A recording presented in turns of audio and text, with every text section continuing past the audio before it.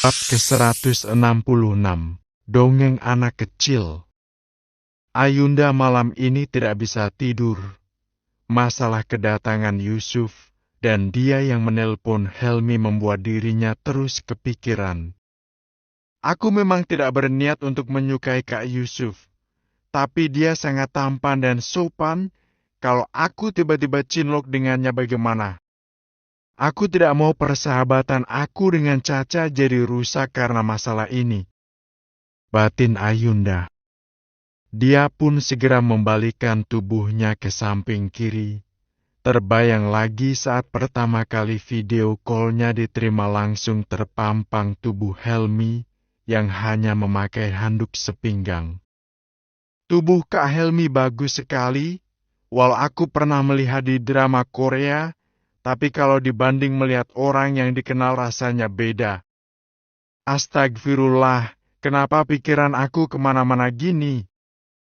Gumam Ayunda segera bangun dari kamar memilih untuk wudhu dan mengaji, agar pikiran bisa tenang. Akan tetapi setelah 1 jam, dia merasa kehausan. Karena stok minuman di kamar sudah habis, dia pun keluar berniat ke dapur. Saat melewati kamar tamu, dia mendengar suara Yusuf yang sangat merdu tengah membaca Al-Quran juga. Masya Allah, indah sekali suaranya. Lebih indah dari Bang Arjun. Tapi tidak heran sih, Kak Yusuf kan santri yang dari kecil sudah tinggal di pesantren. Batin Ayunda. Dia pun merasa enggan untuk melangkah. Masih merasa sangat tenang mendengar alunan ayat suci Al-Quran yang sangat merdu itu. Duh, tidak terasa aku sudah hampir 10 menit di sini. Aku sampai lupa kalau tadi aku kehausan. Gumam Ayunda. Dia pun melangkah ke dapur, tapi karena kecerobohannya itu malah menyenggol gelas. Perang. Ayunda cukup panik. Takut membangunkan semua orang, karena ini sudah pukul 12 malam. Ayunda, itu kamu ya? Aku kira ada kucing. Sapa Yusuf. Aku tidak mau melihara kucing. Tadi hanya tidak sengaja kesenggol. Jawab Ayunda meringis malu. Awas ada pecahan gelas. Sebaiknya kamu tinggalkan saja biar aku yang membereskan. Lagian kaki kamu sudah sakit, jangan sampai jari tangan kamu juga ikutan. Bujuk Yusuf tampak cemas. Tidak perlu, aku yang memecahkan, jadi biar aku yang membereskan. Sela Ayunda merasa sungkan. Dalam situasi tertentu ada kalanya kamu tidak boleh menolak bantuan, ataupun jangan sungkan meminta tolong. Balas Yusuf sangat lembut dengan senyuman termanisnya. Ayunda meleleh juga. Dia berdiri lagi dengan memegang sisi dapur secara perlahan. Terima kasih banyak ya, Kak. Maaf karena sudah merepotkan, ucap Ayunda. Tidak apa-apa, sama sekali tidak merepotkan. Justru kalau kamu terluka lagi aku akan merasa sangat bersalah. Sama seperti waktu aku yang lelet menemukan orang tuamu. Jawab Yusuf. Kan bukan Kak Yusuf yang menyebabkan aku terjatuh di jembatan. Kenapa harus merasa bersalah? Canda Ayunda. Yang membayangkan kamu yang kesakitan, di malam yang gelap, sendirian aku merasa kasihan saja dan cemas. Kamu pastinya sangat ketakutan. Jawab Yusuf. Ayunda hanya tersenyum. Dia jadi teringat Helmi yang datang tepat waktu saat dirinya hampir putus asa. Tapi malah tiba-tiba dia teringat lagi video Helmi yang hanya memakai handuk sepinggang. Astagfirullah! Pekik Ayunda kesal pada otaknya. Kenapa? Tanya Yusuf ikutan kaget. Ah, tidak apa-apa. Jawab Ayunda merasa malu. Ayunda segera mengisi botol air minumnya, kemudian menutup rapat agar sampai bocor, sebab dirinya sering ceroboh. "Kak, terima kasih banyak sudah membantu ya. Maaf sekali malam-malam begini malah mengganggu," ucap Ayunda. "Sama-sama, jangan sungkan lagian ini juga sudah selesai. Hati-hati saat naik tangga," jawab Yusuf. "Assalamualaikum." "Waalaikumsalam." Ayunda segera meninggalkan sopirnya dan kembali ke kamar. Kak Yusuf sangat baik sekali, gantengnya nggak ketulungan lagi.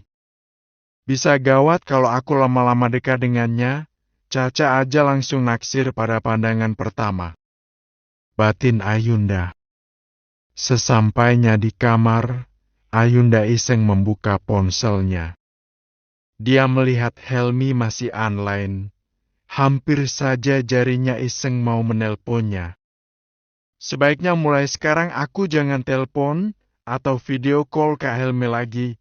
Takutnya nanti jika saat dia selesai mandi dan diangkat begitu saja bagaimana?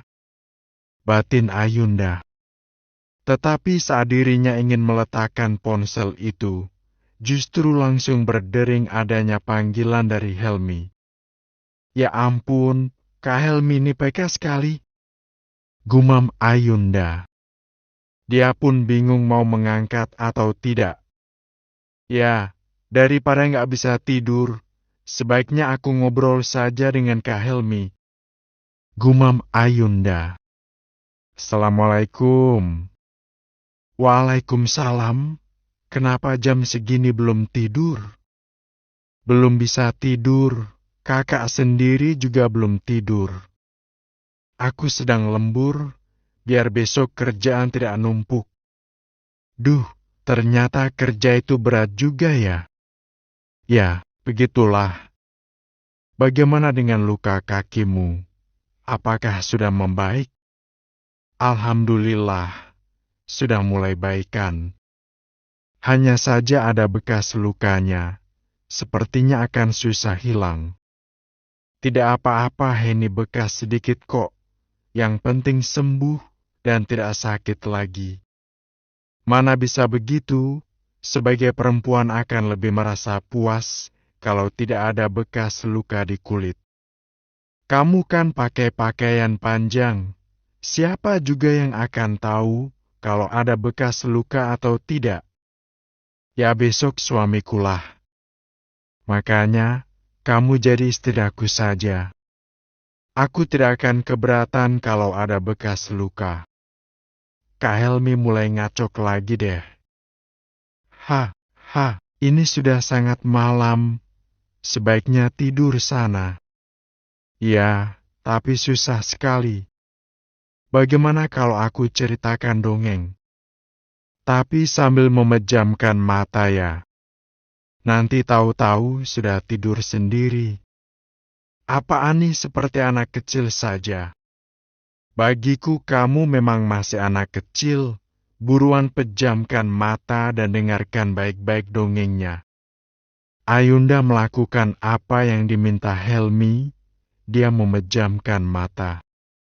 Kemudian mulai mendengarkan dongeng dari Helmi. Awalnya Ayunda bingung. Dongeng apa ini? Karena baru pertama kali ini didengarnya. Kisah mengenai pangeran yang jatuh dengan putri kecil, selalu menjaga dan melindunginya. Kak, aku baru dengar dongeng ini. Berarti beruntunglah kamu kenal denganku. Jika tidak maka tidak akan pernah tahu cerita ini. Judulnya apa sih? Siapa tahu bisa ada di perpustakaan. Judulnya Kisah Cinta Sejati Sang Putri, tapi ini adalah cerita terjemahan yang tidak akan kamu temui dimanapun. Sudahlah, lebih baik aku dengar saja dari Kak Helmi. Helmi mulai lanjut bercerita lagi, dengan suara yang lembut dan juga enak didengar. Sampai tidak terasa, jika Ayunda mulai tidur. Ketika terjaga rupanya sudah azan subuh. Duh, semalam ceritanya kayaknya belum selesai, dan aku sudah tertidur duluan. Aku sangat penasaran dengan kisahnya. Kira-kira mereka bisa bersama atau tidak? Ayunda meringis geli, ternyata mendengar dongeng sebelum tidur mengasyikkan juga. Kalau aku susah tidur, sebaiknya aku minta Kak Helmi dongeng saja. Batin Ayunda tertawa geli. Ayunda masih merasa mengganjal, karena penasaran dengan dongeng yang masih menggantung. Apakah ada ya di dunia ini lelaki yang mencintai sangat putri sampai seperti itu? Gumam Ayunda agak baper juga.